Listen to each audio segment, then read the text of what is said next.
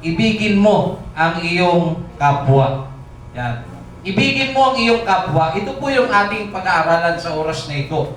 At nawa mga kapatid, buksan po natin ang ating mga kaisipan. Ang layunin po ng pag-aaral natin mga kapatid ay siyempre matutunan po natin na ibigin ang ating mga kapwa. Ito man ay mabuti o masama, matutunan natin ibigin. Subalit mga kapatid, sabi nga napakahirap daw magmahal ng kapwa-tao, lalo na po kung ang iyong kapwa na ito na tinutukoy ay may masamang ginawa sa iyo. Amen po ba mga kapatid? May mga tao nagsasabi napakahirap mahalin ng mga tao na ginawa ka lang masama, na ikaw ay pinagtaksilan, ikaw ay niloko, ikaw ay ginawa ng masama, o lalo na kung ito po ay best friend mo tapos pinatay pa yung tatay mo.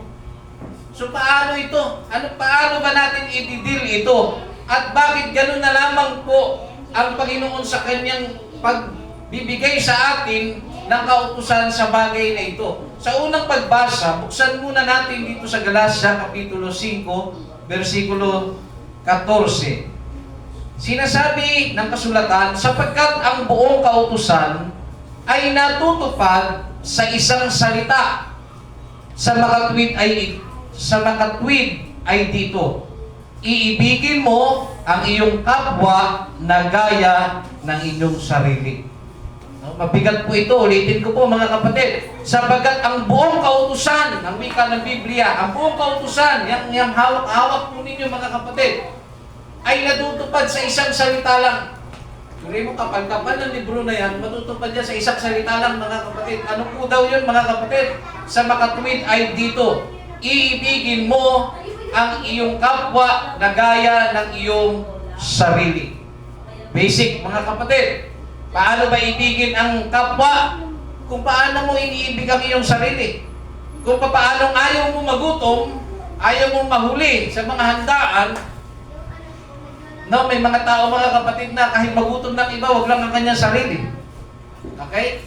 So ano po pinupunto ng aral mga kapatid? Kung ano po ang pagpapahalaga natin sa ating mga sarili, kung paano po natin ito tinatrato mga kapatid, minamahal, ganun din daw mga kapatid ang ating gagawin sa ating kapwa. At dito po sa John chapter 13 verse 34, ang sabi po ng Biblia, isang bagong utos ang sa inyo'y ibinibigay ko, na kayo'y mag-ibigan sa isa't isa, na kung paanong iniibig ko kayo, ay mag-ibigan naman kayo sa isa't isa. Kanina, sinasabi mga kapatid, na ang buong kautusan ay natutupad sa isang salita. Ano daw po yung isang salita na yun, mga kapatid? Iibigin mo ang iyong kapwa. Sumunod, mga kapatid, sinabi ni Jesus sa kanyang mga aral, dito sa kanyang mga alagad, na isang bagong utos ang ibinibigay ko sa inyo. So itong hawak-hawak natin mga kapatid, ang sabi, ang buong kautusan ay natutupad sa isang salita. Okay na? Kasi may mga utos na huwag kang magnanakaw, huwag kang makikiapid, huwag kang mangangalunya, huwag kang gagawa ng masama, o huwag kang gaganti ng masama sa iyong kapwa. Lahat pala yun ay nauuwi sa isa lang. Ibigin mo o iibigin mo ang iyong kapwa. Kasi kung iyong iniibig ang iyong kapwa, hindi ka magnanakaw. Hindi ka gagawa ng masama. So nagkaroon mga kapatid ng pagkakakilan na huwag kang magnakaw, huwag kang mangangalunya, nagkaroon isa-isa kaya humaba Pero kung titingnan natin, ang sabi ng Biblia, ang buong kautusan daw ay natutupad sa isang salita sa makatwid ay ito. Dito, iibigin mo ang iyong kapwa. So kung mahal mo ang iyong kapwa, hindi mo siya pagnanakawan. Hindi mo siya papatayin. Hindi mo siya gagawa ng masama. So napakaiksi lang, binuod mga kapatid. At sinabi ni Kristo mga kapatid, isang bagong utos ang sa inyo'y ibinibigay ko. Ano daw po yung bagong utos na yun mga kapatid? Mag-ibigan kayo o kayo'y mag-ibigan sa isa't isa. Okay? Mag-ibigan sa isa't isa. sa paanong paraan na kung paanong iniibig ko kayo, ay magkaibigan naman kayo sa isa't isa. So may wangis po na susundan dito. Kasi ang tao po, maaaring magsabi na, paano ko siya iibigin? Ang daming ginawa sa akin yan masama. Paano ko iibigin yung tao na yan? Ninakawan ako niyan. Paano ko iibigin ang tao na yan? Sinisira niya ang pangalan ko. Paano ko iibigin ang tao na yan? Hindi marunong magbayad ng utang yan. So marami tayong pwedeng idahilan para iwasan ang sinasabi ni Kristo na bagong utos na ibinibigay ko sa inyo na magmahalan kayo. Maaari tayong magbigay ng napakarami at libo-libo o pwedeng milyong dahilan para itanggi na huwag kang magmahal sa iyong kapwa. Pero sinabi po kasi ng ating Panginoon, wala na tayong takas. Paano ba natin mamahalin ang tao sa kabila ng masama ang ginawa niya sa atin? Ang sabi ng Biblia, kung paanong iniibig ko kayo, ay magkaibigan naman kayo sa isa't isa. Kung pagdating lang sa utang, hindi mo kayang ibigin ng iyong kapwa dahil hindi niya binayaran ang utang mo, alalahanin mo may utang ka rin sa Diyos. Nakuha niyo mga kapatid? Hindi mo mapatawad, hindi mo kayang mahalin dahil ikaw ay kinuha ang buhay ng iyong tatay, ng iyong kaibigan, no? Pinatay halimbawa. Hindi mo kayang mahalin. Tandaan mo na may Kristong namatay para sa iyo. Pero pinatawad ka niya. So ibig sabihin, wala na po tayong takas at wala na po tayong pwedeng idahilan kung paano po tayo inibig ng ating Panginoon. Gayon din natin iibigin ang ating kapwa. Kahit na ito po ay may ginawa sa atin na sabihin na natin kasuklam-suklam na bagay na ginawa niya sa atin mga kapatid o ng iyong kapwa, kailangan mo siyang ibigin gaya ng pag-ibig sa iyo ni Kristo. Kung sa kasuklam-suklam lamang mga kapatid, bawat isa po sa atin na mga mananampalataya, bago tayo nilinis ng dugo ni Kristo, tayo po ay may mga background na hindi maganda. Ngunit tayo po mga kapatid ay pinatawad dahil po yan sa dakilang pag-ibig ng ating Panginoong Diyos. Ngayon po mga kapatid, paano natin patutunayan o ipakikita ang ating pag-ibig? Sabi po sa Luke chapter 6 verse 32, at kung kayo'y magsiibig sa mga nagsisiibig sa inyo, anong pasasalamat ang inyong kakamtin?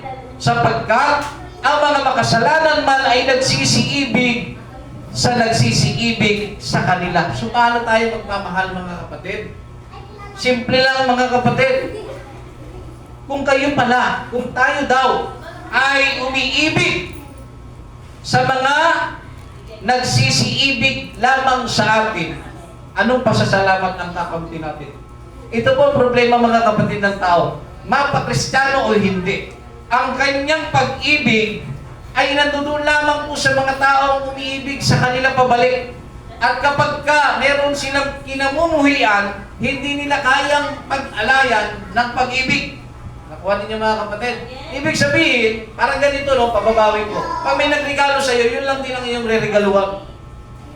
Tapos pag niregaluhan mo siya at hindi kanya niregaluhan pabalik, mamarkahan mo ngayon siya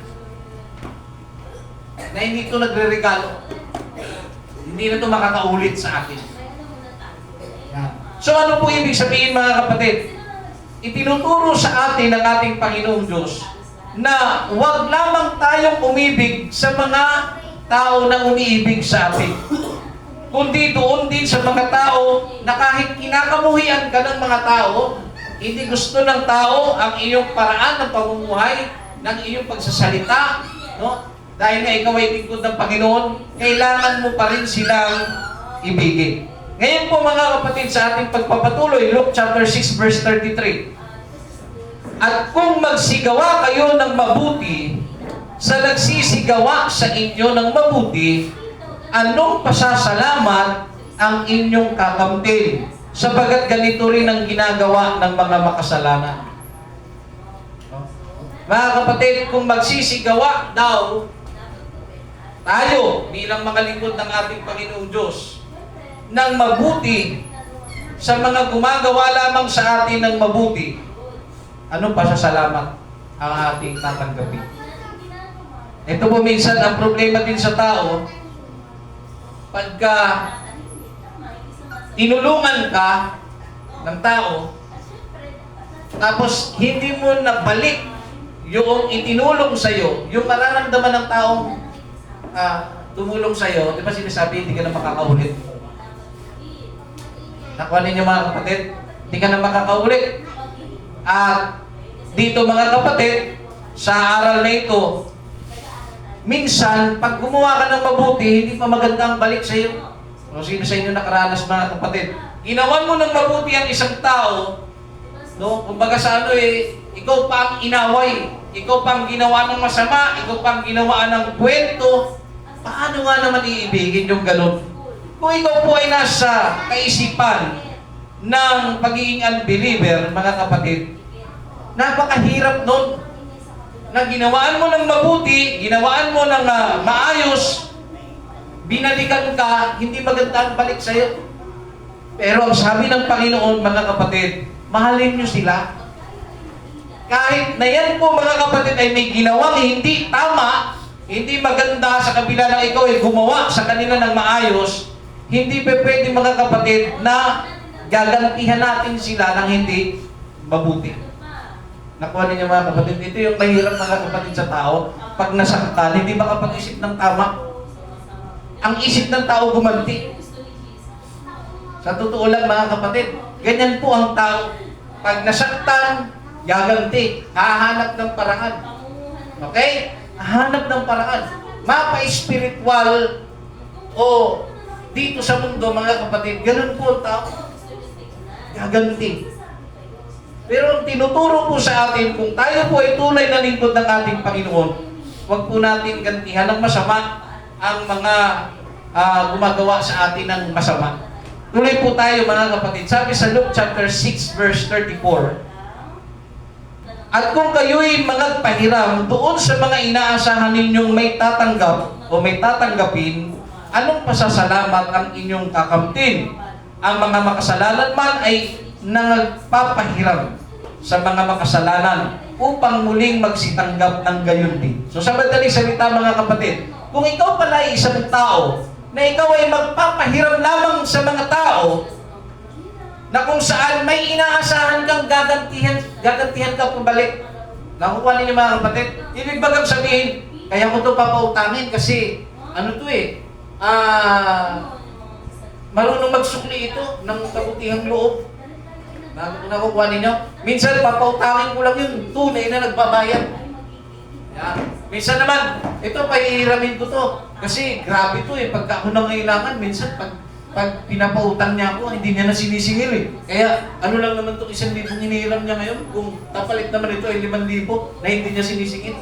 Yan. So ganyan po mga kapatid, ang aral po ng ating Panginoong Diyos na huwag po tayong magsipagpahiram lamang doon sa mga tao na may inaasahan tayong may ipakikinabang tayo.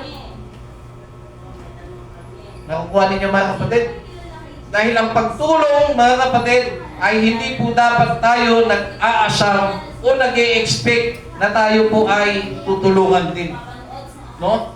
Ngayon po, sabi sa Luke chapter 6 verse 35, datapwat ibigin ninyo ang inyong mga kaaway at gawan nyo sila ng mabuti at mga pahiram kayo at kailanman ay huwag mawalan ng pag-asa. At malaki ang sa inyo'y magiging ganti at kayo'y magiging mga anak ng kataas-taasan sapagkat siya'y magandang loob sa mga walang turing at sa masasama. Baybayin natin mga kapatid, ay isa-isa. Datapot ibigin ninyo ang inyong mga kaaway. So pangalanan nyo na, baka may mga kaaway kayo. Hipag nyo, best friend nyo, makatatay nyo, kapitbahay nyo, kung sino man mga kapatid, pangalanan nyo sa isipan ninyo. At ito ang bili ng Panginoon mga kapatid, ibigin nyo sila. Sabi ng Biblia. Kahit hindi kayo binayaran yan, Basta, kung ano man ang ginawa sa inyong masama, ang bilin ng Panginoon, ibigin nyo ang inyong mga kaaway. At ano po ang gagawin? At gawan nyo sila ng mabuti. Maliwanag po ba mga kapatid? Biruin mo, kaaway mo na, kailangan mo pang gawa ng mabuti. Napaka-unfair naman ng Panginoon. Oh, sabi nga, ibigin mo ngayong kapwa eh. Kung paano kita inibig eh. Ikaw nga eh, sobrang dami mong pagkukulang sa Panginoon. Kung tutusin sa pagtulog mo, pwedeng kunin ng Diyos ang buhay mo at wag ka lang magising. Dahil wala namang ipinakikinabang sa iyo, Panginoon. Nakuha ninyo mga kapatid? Minsan ang dami nating reklamo, pero kung ating sasariwain yung ating relasyon sa harapan ng ating Panginoong Diyos, sobrang dami nating pagkukulang, sobrang dami nating atraso, sobrang dami natin mga kapatid, ginagawang hindi tama sa harapan ng ating Panginoon. Tapos narito, ikaw ay magre-reklamo, Panginoon, ginawa na ako ng masama, gagawa ko pa yan na mabuti. Ikaw nga eh. Tayo nga eh. Alam niyo, sa totoo, silang tapatan lang mga kapatid, ano? Kayo po ang makaka-discover sa inyong sarili o sa ating mga sarili kung tayo po ba ay tapat na naglilingkod sa Diyos. Ngayon, kung iyong napansin sa iyong sarili, na-analisa mo na parang kulang ka sa tinatawag na pagiging tapat na lingkod, meron bang basihan ang Panginoon para kunin ang buhay mo nung natutulog ka? Meron eh. Bakit? Kasi wala siyang ipinakikinabang sa iyo. Pero binibigyan ka pa rin niya ng pagkakataong mabuhay. Para maranasan mo kung gaano katapat at kabuti ang Diyos. Ma-realize mo isang araw sa kabila ng lahat ng pagkukulang mo, binibigyan ka pa rin ng Diyos ng buhay at ng pagpapala. Okay? So ngayon mga kapatid, sinasabi, binibilin sa atin, itinuturo po sa atin, yung ating mga kaaway, ang sabi, gawan nyo sila ng mabuti. Marami pong nabagsak dito mga kapatid. Maniwala kayo sa hindi, sobrang dami nabagsak dyan. Bata Kristiyano o hindi Kristiyano, bumabagsak dyan. So dito tayo sa side ng Panginoon. Dito po sa tinatawag na mga Kristiyano.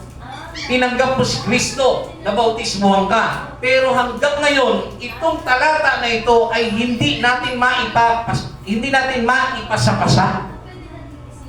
Kasi po mga kapatid, alam nyo,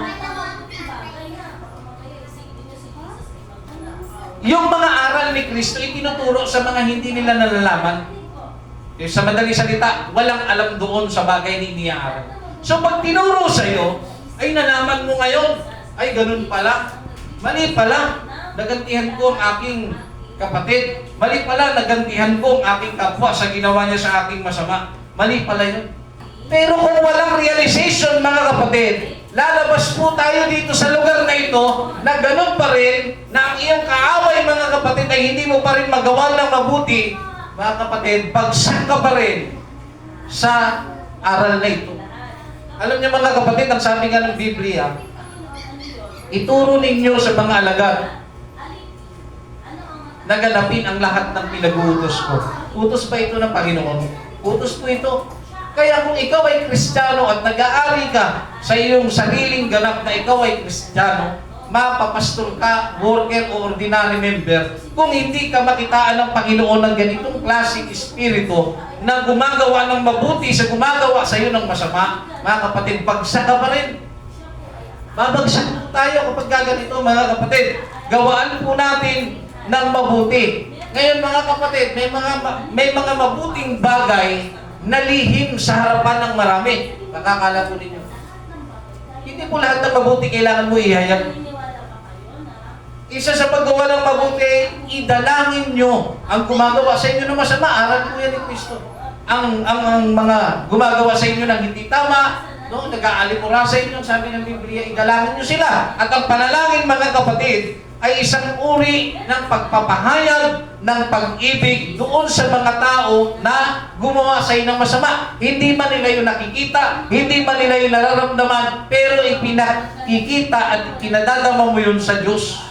Nakuha natin mga kapatid. Ngayon po, dito po tayo ha. Sabi dito sa isang bahagi, yung kaaway, gawa ng mabuti. At ang sabi, at magpahiram kayo. Sa isang mababaw na translation, magpautang kayo. Yan. Na kailanman ay huwag mawawalan ng pag-asa. Ibig sabihin, kung magpapautang ka, mga kapatid, huwag kang mawalan ng pag-asa na, alam niyo yun, pag binuutang ito, hindi niya naman ito babayaran eh. Alam ko naman kung saan mapupunta ito eh. Ang pinupunto kasi na huwag kang mawalan ng pag-asa. Pag nagpahiram ka, na tinutukoy huwag kang mawalan ng pag-asa, ibig sabihin, pag nagpahiram ka, isipin mo maigi, bayaran man yan o hindi, huwag mawala ang pag-asa mo na ibibless ka pa rin ng Diyos kahit di ka niya bayaran. Kuha ninyo. Pero kung tayo po'y pare-parehas na Kristiyano, ibang usapan na kung intentional. Ay, sabi ng Panginoon, huwag na daw mag-expect, utakan ko nga ito si Pastor. Yan. Ang pinupunto lang dito, mga kapatid, may mga kapwa-tao kasi tayo, ikakapwa-tao ka na, no, mapakapatiran o hindi, na may kakayanan sila magbayad, pero hindi kasi lahat ng panahon ganun. Ang buhay kasi natin ay paikot-ikot lang, minsan sa ibabaw ka, nasa ilalim ka. Pero kapag ang isang tao na nangailangan ay pinahiram mo at hindi niya na nagawang bayaran dahil sa hirap ng buhay at sabi huwag kang mawala ng pag-asa. Bakit po? Ang Diyos po ay may kakayanan na magpala at magbalik ng kabutihan na inyong ginawa. Nakuha natin mga kapatid. At sumunod po, at malaki sa inyong magiging ganti. Okay? Huwag kang mawawala ng pag-asa at sinasabi may assurance po ang Panginoon at malaki ang sa inyo'y magiging ganti. Nakuha ninyo? Akala natin, pag nagpahiram tayo at intentional na hindi binayaran yun, akala natin, kalugihan natin, di po ba? Pero ang sabi ng Biblia, mga kapatid, malaki ang ganti sa iyo ng Diyos. Maaaring nakaisa yung pinautang mo, nagaantyo ka niya, pero nagmagandang loob ka nga eh. Hindi ka binayaran, walang balak magbayad, mga kapatid. No? Sino po sa inyo dito ang may mga pinautang na hindi po kayo binayaran? Huwag po kayo mangaya, taas kamay. Sino nakaranas na may pinautang kayo, may pinahiram kayo, hindi kayo binayaran hanggang ngayon? Oh, si Brother Ay, marami yan. Pero sabi ng Panginoon, ito panghawakan nyo sa mga nagpautang na hindi po binayaran. Sabi ng Panginoon sa kanyang salita, panghawakan nyo, kailanman ay huwag mawalan ng pag-asa. Okay? Hayaan nyo sila, huwag kayo magbayad. Pero sabi ng Panginoon, huwag nyong iwawala ang pag-asa. Bakit daw po? Malaki ang sa inyo'y magiging ganti. Ang Diyos po ang gaganti. No? Gagantihan ka niya ng pagpapala na higit pa sa inyong pinahiram. Ganyan po ang Diyos, mga kapatid. Wala pong tapon, wala pong lugi kapag tayo po ay sumunod sa Kanya. Ngayon po, tuloy po natin. At kayo'y magiging mga anak ng kataas-taasan. Tingnan ninyo, ang confirmation na ikaw ay isang anak ng kataas-taasan nating Panginoon. Ikaw pala yung tipong tao na kapag ikaw po ay tumulong, hindi ka naghahangad ng kapalit. Hindi mo na rin iniisip kung may kapasidad pa ba siya magbayad o hindi. Tinatawag palang anak ng kataas-taasang Diyos ang isang tao na tumutulong tapos hindi siya binayaran pero hindi siya nawala ng pag-asa at pinanghawakan niya na mayroong Panginoon na magsusukli o maggaganti sa Kanya. Ang sabi po ng Biblia, mga kapatid, kayo'y magiging mga anak ng kataas-taasan. Yan. So, panghawakan po natin yan sapagkat, anong dahilan? Sapagkat siya'y magandang loob sa mga walang turing at masasama. Pag sinabing walang turing, ito po yung mga taong hindi mapagpasalamat. Unthankful sa wikang English. Ulitin ko po. Siya po ay may magandang loob sa mga hindi nagpapasalamat at sa masasama.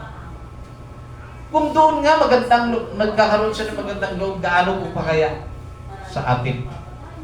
Okay? Mga kapatid, ito po ang tatandaan po natin, ha? isang rule na ilagay niyo po sa inyong isipan. Wag na wag kayong gaganti sa mga gumagawa sa inyo ng masama. Wag na wag po kayong gaganti, kundi ang inilalagay o inilalapat ng Diyos sa ating kaisipan, gawaan natin sila ng mabuti. Minsan kasi mga kapatid, di ba? Pag ginawa ka ng masama, gaganti ka sa ibang paraan. Tama po ba? Mapa-spiritual o mapa-karnal, ganyan eh. Gaganti ka. O halimbawa lang nito mga kapatid, ang pinakamalapit sa buhay mag-asawa, pinakamalapit. Nag-away. Halimbawa lang, ang naglalaba, pagpalagay na natin lalaki. Palagay natin lalaki, naglalaba. Nag-away sila. Hindi niya man sasabihin, hahayaan niyang magtambakan ng mga labahan. Bakit? Bahagi ng kanyang pagganti. Nakuha ninyo mga kapatid. Alam niyo mga kapatid, ito ang hindi ko lubos maunawaan. May mga bagay kasi na dapat natural natin ginagawa sapagkat yun ay dapat gawin. Nakuha niyo mga kapatid. Gaya nan, bilang lalaki, ikaw magsusustento sa iyong anak, kakanin nila. Dapat po bang gawin? Natural po ba na isang magsustento? Natural. Pero pag nag-away kayo, mag-asawa, minsan yung natural na dapat ay nandoon. Dahil nainis ka na, hindi mo uuwian. Nakukuha niya mga kapatid, hindi mo uuwian at hayaan mo magutom. Bahagi ng iyong pagganti. Yan. So anong punto dito mga kapatid? May katalinuhan tayong taglay na inilagay ng Diyos. At may mga bagay na nararapat sana natin gawin, natural na dapat natin ginagawa, wala dapat bigat sa ating loob na ginagawa talaga natin yun. Hindi dapat nadadamay ang mga bagay na yun dahil lamang mayroong gumawa sa iyo ng hindi maganda. Nakuha ninyo mga kapatid? Amen. O minsan, grabe itong pastor namin. Tingnan lang natin. Ako pinakamalaking magbigay dyan sa simbahan. Bali yan, sigurado yan. Hindi siya magbibigay. Gaganti siya sa ibang paraan. Mga kapatid, sa tingin ninyo, ito lang eh. Alam mo ang turo ni Kristo, pero sinusunod mo ang kalikuan na gustong mangyari ng diablo sa buhay mo. Pinupulfill natin o isinasakatuparan natin yung gustong mangyari ng diablo sa buhay mo. Sa buhay mo personal, sa buhay mo spiritual, sa buhay mo sa simbahan. Nakuha ninyo mga kapatid? Kaya nga nakakalungkot kong isipin, mga kapatid, sa usapang spiritual, kapag napagalitan ng pastor ang isang kapatid sa pananampalataya, kung siya po mga kapatid, halimbawa, ay ang kanyang commitment mga kapatid ay paglilinis. Ang kanyang commitment ay pagtugtog ng instrumento. Pag napagalitan, hindi magsisimba. Nakuha ninyo mga kapatid? Ano pong nangyayari? Kung pinagalitan ka ng iyong pastor o spiritual leader mo, kapatid, hindi mo dapat dinadamay ang personal mong paglilingkod sa Diyos. Nakuha ninyo? Hindi po tama, mga kapatid, na parang, alam niyo yun, ang gawain ng Diyos ay sinasabotahin natin. Hindi po yung tama, mga kapatid. Hindi po dapat natin sinasabotahin. At wag na wag mong idadamay ang mga bagay na dapat ay ginagawa mo dahil lamang sa isa o dalawang tao, tatlong tao, kahit kapitbahay mo pa yan. Huwag mo idadamay. Pati aso, sinisipa mo. Sa sobrang inis mo. Para lang makaganti ka. Okay? Hindi po gano'n yan mga kapatid. Huwag po natin gagantihan ng masama ang gumagawa sa atin ng masama. Ito pa mga kapatid, Sa masama pa lang yun. Pero yung gumagawa sa atin ng mabuti, minsan yung mabuting ginagawa sa atin, nanay mo man yan, tatay mo man yan sa ikabubuti mo, o spiritual leader mo, o pastor mo sa simbahan, sinaway ka para sa'yo naman, ang dating sa'yo, ang sama ng ginawa niya. Ngayon po, anong mangyayari mga kapatid? Gaganti ka sa ibang bagay. Eh sinabi dito, wag yung gantihan ang gumagawa sa inyo ng masama. Pero yung aking paliwanag, yung aking inihalimbawa, ginagawan ka lang ng mabuti, sinasaway ka. Awan niyo, sinasaway ka, pinagsasabihan ka, tinuturuan ka ng tama para makalakad ka sa Panginoong Diyos ng maayos. Pero minasama mo, ginantihan mo pa. Ibig sabihin, nangyari tuloy, nag-iba yung galaw ng talata. Yung talata kasi sa original, huwag niyong gawaan ng masama ang gumagawa sa inyo ng masama. Kaya nangyari, huwag yung gumawa ng mabuti, ginantihan ng masama. Nakukuha ninyo mga kapatid. Hindi po tama yun mga kapatid. Huwag po kayong gaganti. Ako nga mga kapatid, ang isa sa pinangahawakan ko sa akin personal, pag ako nakakakita ng ganyan, nakaka-encounter ako ng ganyan, minsan sa harap ko, minsan, ginawa ka na nga ng ganyan, gagantihan mo pa. Ayun, pinagkaiba mo. Ano punto mga kapatid? Ang sa akin, gawan mo ko ng masama, ano bang ipapakinabang ko kapag ginantihan kita ng masama? Wala. Sasama lang ako sa harapan ng ating Panginoon. Sasama ka lang. So pag ginawa ka ng masama, isipin mo kung paano ka makagawa ng mabuti sa taong gumawa sa iyo ng masama. Halimbawa, ginawa ka ng masama, pinagbintangan ka. Sinira ang pagkatao mo. Hayaan mo sila kasi sila magdadala nun. Pero wag mong hayaan na ang mga naririnig mo, mga nakikita mo, mga nasasaksiyan mo, ay baguhin ka sa tunay na pagkatao. Kasi ikaw, tinawag ka na sa pagkatao mo mabuti. Pero dahil sa mga nakita, narinig mo, sumasama ka. Dapat wag po tayong paapekto sa ganung bagay. Sumunod po mga kapatid.